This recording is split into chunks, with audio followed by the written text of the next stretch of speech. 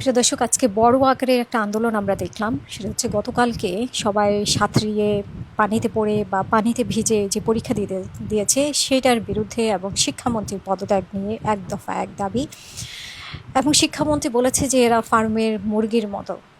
যেই কথা আসলে শেখ হাসিনা গত ২ বছর আগে জুলাই মাসে একটি রাজাকারের নাতিপুতি বলাতে আন্দোলন আরও বেশি জোরদার হয়েছিল, ঠিক সেরকমই একটা বড় আকারের আন্দোলন হতে পারত। আমি জানি না এখনও স্টপ হয়েছে কিনা, বাট আন্দোলন কোনো রকম ঠান্ডা হয়েছে। কিন্তু সেরকম একটা আন্দোলনের প্রস্তুতি এইবারও হয়তো বা ছিল, কিন্তু সেখানে অনেকেই বলছেন যে এই আন্দোলনের মধ্যে ছাত্র শিবির ছিল, ছাত্রলীগ ছিল, এনসিপির ছাত্র শক্তি, এরকম আরও অনেকেই, এবং 9-10-এর ছেলেমেয়েরা বা স্কুলের ছেলেমেয়েরাও সেখানে অংশগ্রহণ করেছে।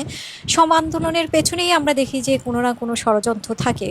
তো সেই সুযোগটা আসলে যেহেতু ছাত্রলীগ নিষিদ্ধ বা আওয়ামী লীগের কার্যক্রম নিষিদ্ধ, আওয়ামী লীগ এই সুযোগগুলো নেবে, এটাই স্বাভাবিক। কিন্তু শিক্ষামন্ত্রী, যদিও বলা হয়েছে যে শিক্ষামন্ত্রী এই উদ্দেশ্যে বলেন নাই, ওনার মেয়েকে বলেছেন, মেয়েকে উদ্দেশ্য করে বলেছেন যে ফার্মের মুরগির মতো অল্পতেই ভিজলেই জ্বর চলে আসে, সেই অর্থে বলেছেন। কিন্তু তারা শক্তি সামর্থ্যের দিক থেকে আসলে ফার্মের মুরগি কিনা সেটা 2 বছর আগেই প্রমাণিত হয়েছে। যে আন্দোলন করে তারা, স্কুলের ছেলেমেয়েরাও কিন্তু রক্ত ঝরিয়েছে, বিশ্ববিদ্যালয়ের ছেলেমেয়েরা হাত হারিয়েছে, পা হারিয়েছে, জীবন দিয়েছে। আমরা স্কুলের ছেলে মেয়েদেরকে আমরা জানি যে সেই আন্দোলনের কারা। তো সেই ক্ষেত্রে কিন্তু তাদের কাউকে ফার্মের মুরগি, এর আগে সবার ধারণা ছিল যে বিশেষ করে প্রাইভেট ইউনিভার্সিটির ছেলেমেয়েরা বা এখনকার জেনারেশন যারা, তারা ফার্মের মুরগি। কিন্তু সেখান থেকে 2024-এর জুলাই আগস্ট থেকে প্রমাণিত হয়েছে যে আসলে তাদেরকে ভুল ব্যাখ্যা করা হতো, তারা আসলে ফার্মের মুরগি না। তো এই ভুলেও আসলে এই কথাটা বলেছেন, কোন অর্থে বলেছেন, আগে পিছের কথাগুলো কী ছিল শিক্ষামন্ত্রী, সেই কথাগুলো না নিয়ে যে ফার্মের মুরগি বলা হয়েছে সেটা বলা হচ্ছে, সেটা আমি আপনাদের কাছে জানতে চাচ্ছি আসলে উনি একজাক্টলি ফার্মের মুরগি মেন করেছে কিনা, তাদেরকে বাধ্য করা হয়েছে কিনা। আর একটা পরীক্ষা পেছনে পেছানোর সিদ্ধান্ত একমাত্র শিক্ষামন্ত্রীর উপর ডিপেন্ড করে না, তো সেটা শিক্ষা বোর্ড থেকে শুরু করে প্রত্যেকটা সেক্টরে, অনেক সেক্টরের উপর ডিপেন্ড করে, স্কুলের উপর ডিপেন্ড করে, যেহেতু বিভাগের পরীক্ষা। তো সেইখানে একা শিক্ষামন্ত্রীকে দায়ী করা যায় কিনা সেই জায়গাটাও আমাদের চিন্তা করতে হবে, এবং আন্দোলনে আসলে কারা ছিল সেটাও তদন্ত করে দেখতে হবে। আর মানে যেই পরিমাণ বৃষ্টি বা দেখেছি আমরা গতকালকে, মানে যেই দুর্গতি দেখেছি, সেই দুর্গতিতে মনে হয়েছে যে আসলে পরীক্ষাটা পেছানো উচিত ছিল। যারা যেই সিদ্ধান্তটা নিয়েছে একটা ভুল সিদ্ধান্ত ছিল।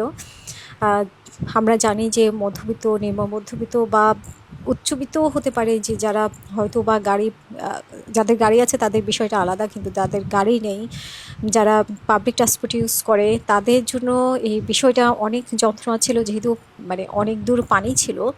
এবং স্কুলগুলোতে অনেকগুলো ত্রাণ সামগ্রী বা ওইখানে আশ্রয় কেন্দ্র হিসেবে ব্যবহার করা হচ্ছিল। তো সেই ক্ষেত্রে এবং অনেক স্কুলে পানি উঠে গেছে। তো এই সব বিবেচনা করে পরীক্ষাটা গতকালকে না হলেই পারত, এবং সামনে যে পরীক্ষাগুলো আছে আবহাওয়াবিদদের পরামর্শ নিয়ে, এবং মানে যারা দায়িত্বশীল পর্যায়ে আছেন তাদের অবশ্যই এটা চিন্তাভাবনা করে শিক্ষার্থীদের কথা মাথায় রেখে গতকালকের অবস্থা যাতে না হয় সেরকম একটা সিদ্ধান্ত নেওয়া উচিত। কিন্তু কথায় কথায় যে পদত্যাগ করানো, এটা আবার একটা মনে হয় ভালো কালচার না। তো সেখান থেকে আমাদের সরে আসতে হবে, এবং অন্যদেরকে এইটা নিয়ে রাজনীতি করার যে সুযোগ তৈরি করে দেওয়া সেটাও ঠিক না। তাহলে তো সারাক্ষণ পদত্যাগ করতে হবে, আবার নতুন আরেকজন দায়িত্ব নেবে, সে যে দায়িত্ব নেবে সেই যে আরও ভালো হবে সেটার নিশ্চয়তা কিন্তু আমরা দিতে পারবো না। সো পদত্যাগ করানোর থেকেও গুরুত্বপূর্ণ বিষয় হচ্ছে সমস্যার সমাধান করা, সমস্যাটা সবাইকে বোঝানো, এবং সমস্যাটা সবাই বোঝা যারা দায়িত্বশীল পর্যায়ে আছেন, সেটা হচ্ছে গুরুত্বপূর্ণ। এবং ভবিষ্যতে যাতে আমাদের এরকম সমস্যায় পড়তে না হয় সেটাই হচ্ছে সবচেয়ে গুরুত্বপূর্ণ। পদত্যাগ কোনো সমাধান না, যে পদত্যাগ করাই দিলাম আরেকজনকে আনলাম, সেই যে এর থেকেও খারাপ কিছু করবে না সেটার নিশ্চয়তা কে দেবে। আসলে ইস্যু না, ইস্যু হচ্ছে আপনাকে আইডেন্টিফাই করা দরকার যে প্রশ্ন তৈরি করবার পদ্ধতি বদল করা দরকার কিনা, কারা কারা এই প্রশ্ন তৈরি করবার সাথে জড়িত ছিলেন, তারা আসলে প্রশ্ন করবার জন্য যোগ্য কিনা একটা তদন্ত কমিটি করে দেন। যে টোটাল আমাদের ম্যাট্রিক ইন্টার জাতীয় পরীক্ষার প্রশ্ন তৈরি করবার যে পদ্ধতি, প্রসেস, এই প্রসেসটা ঠিক ছিল কিনা এটা আইডেন্টিফাই করা দরকার। এবং কেন, কারা, কাদের কারণে এই ভুল প্রশ্ন তৈরি হয়েছে সেইটার একটা জবাবদিহিতার তৈরি করা দরকার। তৃতীয়ত হচ্ছে সরকার বলবার চেষ্টা করতেছে তারা এই প্রশ্নটা করে নাই, এটা গত বছরের রিডাররা নাকি এই প্রশ্ন তৈরি করে দিয়ে গেছে। ফাইন, কিন্তু প্রশ্ন হচ্ছে গত বছরের রিডারের এই প্রশ্নটা কি পরীক্ষার আগে কোনোভাবে কোনো টিম কি রিভিউ করবার দায়িত্ব নেবে না সে কোনোভাবে, যে গত বছর একটা প্রশ্ন করছে, প্রশ্নটা কারেক্ট কিনা, আমরা এটা এই বছর প্রশ্ন একই ফর্মে চলবে কিনা, এইটা প্রশাসনের কাদের দায়িত্ব ছিল সেটা আইডেন্টিফাই করা দরকার। এই যে বিশাল আমাদের মন্ত্রণালয়, প্রাথমিক, উচ্চশিক্ষা, কারিগরি, শিক্ষা বোর্ড, আমলা, এরপরে হচ্ছে মাধ্যমিকের অধিদপ্তর আছে, উচ্চ মাধ্যমিকের অধিদপ্তর আছে, এরপরে শিক্ষা বোর্ড আছে, পাঠ্যপুস্তক কার্যক্রম আলাদা বোর্ড আছে, এই যে ম্যাসিভ কর্মযজ্ঞ শিক্ষা মন্ত্রণালয় আছে, আসলে এগুলো ফাংশনাল কিনা, কার্যকর কিনা, এগুলো কি আসলে দেশের যে পারপাস এই পারপাস তারা সার্ভ করতে পারছে কিনা, সেই জায়গাটা সিরিয়াসলি বিবেচনা করবার দরকার আছে। এবং যদি ইনভেস্টিগেট করবার প্রয়োজন হয়, যারা গুরুত্বপূর্ণ শিক্ষার সাথে কাজ করেন, শিক্ষার এই সংকটগুলো বোঝেন, তাদেরকে নিয়ে এগুলো আইডেন্টিফাই করা দরকার এবং এই টোটাল শিক্ষা মন্ত্রণালয়কে ডাউনসাইজ করা দরকার, ছোট করা দরকার। এইটা একটা অপ্রয়োজনীয় কাঠামো মনে হয়েছে অনেক সময়, যে বিশাল শিক্ষা বোর্ড, বিশাল কারিকুলাম বোর্ড, বিশাল এই বোর্ড সেই বোর্ড, কিন্তু ফাংশনাল না। তার সে প্রশ্নপত্র ভুল করতেছে, সিম্পলি রিডার করছে, গত বছর সরকার করছে, রাষ্ট্র তো একই জিনিস।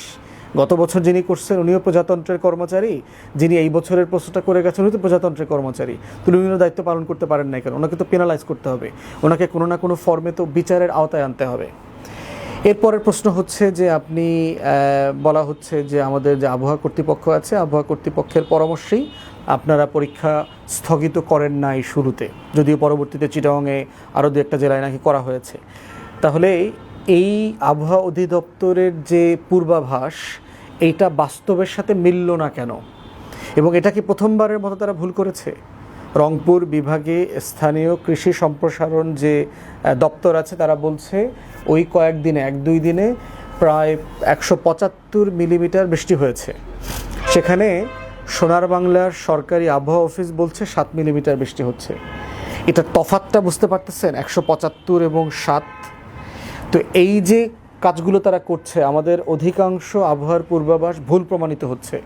ভুল প্রমাণিত হওয়ার পরে তাদেরকে জবাবদিহিতা করতে হচ্ছে না কেন? তাদের কারো চাকরি চলে যাচ্ছে না কেন?